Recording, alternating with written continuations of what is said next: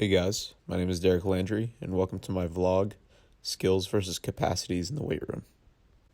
In this video, I'll be analyzing some technical flaws of the hang power snatch and back squat caused by either an issue in skill execution or a lack of a physical capacity. Once I present each example, we will then learn how to use various tests to determine if the flaw in technique is caused by a lack of skill or a limitation in a physical capacity. Finally, I will provide solutions for the technical flaws presented. To begin, we will take a look at an athlete who is lacking in the skill execution of a barbell back squat. At first glance, you may not see much wrong with the skill execution of this squat. However, when we slow the video down and draw our attention to the hip and knee joints, we can see that the athlete initiates his descent by bending at the knees. Because the athlete initiates with his knees, he exhausts his entire range of ankle dorsiflexion early in the movement, requiring him to move into a steeper angle of hip flexion to continue his descent. This in turn shifts the barbell in front of his base of support, leading to balancing issues if he were to continue in this same pattern. When using this strategy, it is unlikely that the athlete will be able to descend to their full depth.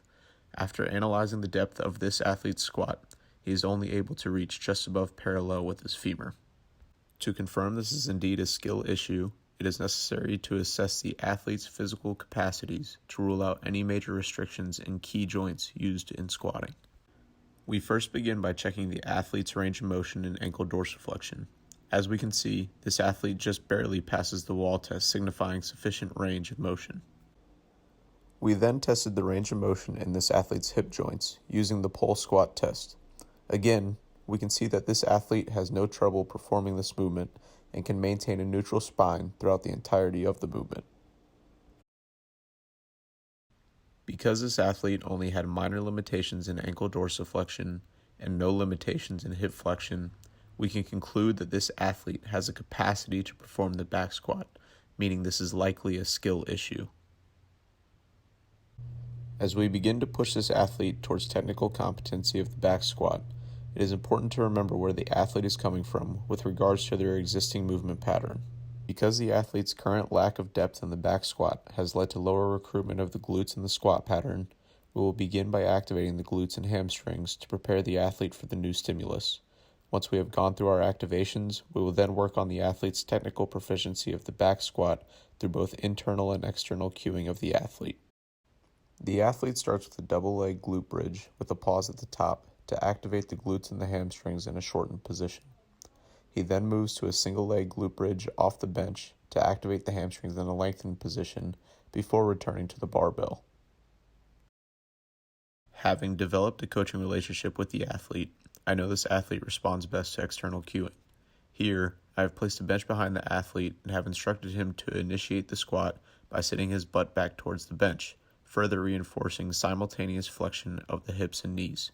We can now see that the athlete initiates the squat by flexing at the hip, allowing him to reach an appropriate depth while maintaining the bar over his base of support.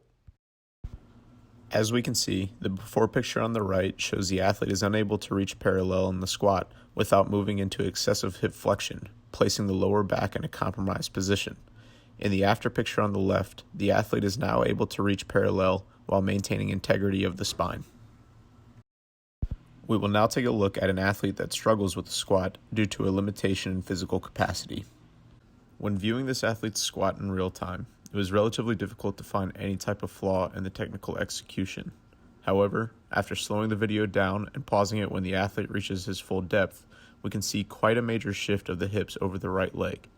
This shifting of weight towards one side is common amongst athletes that have an excessive dominance of one leg due to a weakness in the opposite leg.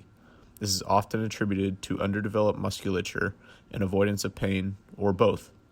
Knowing the potential causes of this shift will guide the assessment process, as well as help us prescribe solutions to the problem. Knowing this athlete's injury history and a struggle with femoroacetabular impingement, I opted to begin my assessment process with a passive hip internal rotation test at 90 degrees of hip flexion. On the right side, this athlete shows around 35 degrees of range of motion, which is sufficient for the demands of the back squat. Conversely, this athlete presented with pain on the left side after moving to just past 20 degrees of hip internal rotation. This signifies to me that this technical flaw is indeed a capacity issue, and the athlete is shifting to open up space in the joint capsule of the left hip in order to avoid the pain associated with internal rotation due to his impingement.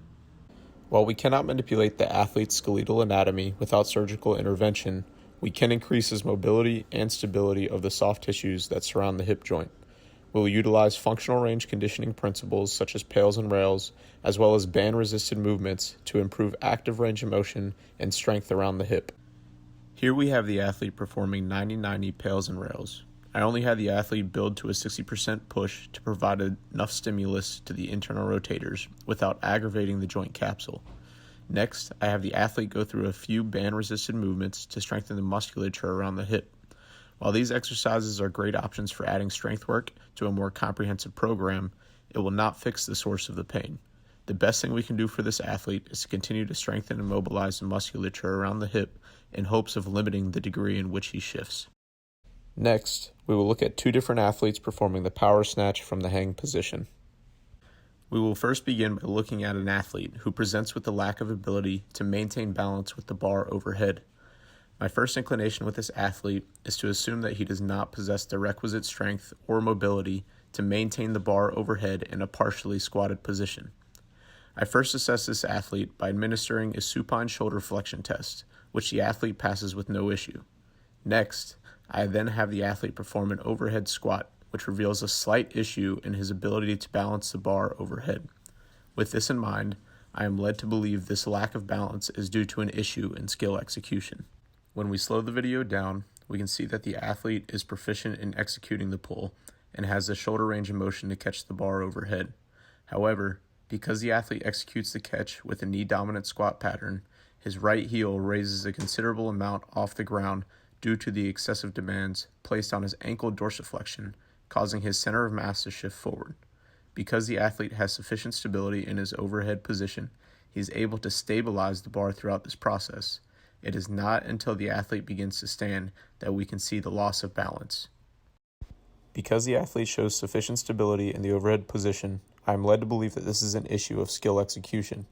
As the athlete descends into the squat position to receive the bar, his knee-dominant pattern forces him to exhaust all ankle dorsiflexion, leading to the imbalance presented. Cueing the athlete to sit back upon catching the bar will be the main focus when fixing this issue. In this case, I prescribe the same overhead squat we used in our assessment of the athlete to fix the movement pattern. Here, I am cueing the athlete to continuously push up into the bar while initiating the squat by flexing at the hip. This results in a more balanced squat position with the bar over his base of support.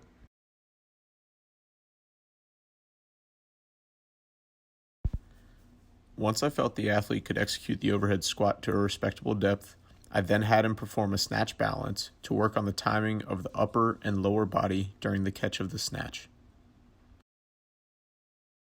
When putting it all together, we can see that the athlete does a better job of flexing at the hip earlier in the catch phase of the lift, keeping his center of mass and the bar over his base of support. While there are still other issues that need to be addressed, it is important not to overload the athlete with excessive cueing and to first focus on the issues that could potentially harm the athlete.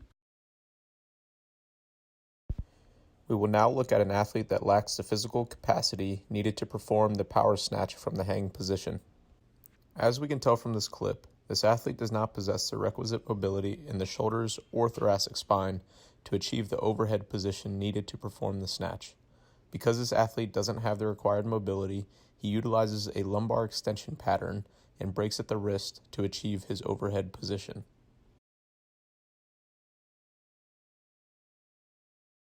While I may have a good idea of what is limiting the athlete, it is still important to remove the bar and assess the movement.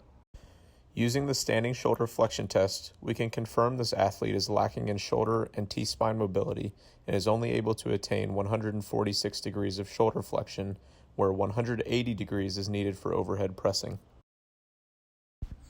After our assessment, it is apparent that this athlete does not have the mobility to get into or maintain an overhead position.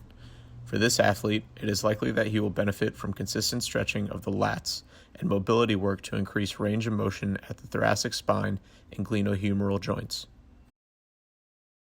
For this athlete, I have prescribed 2 exercises to help improve his flexibility and range of motion in the snatch.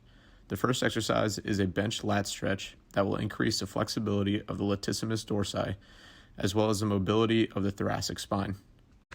Additionally, I have prescribed serratus wall slides for this athlete, as the serratus anterior plays a crucial role in upward rotation of the scapula during overhead pressing.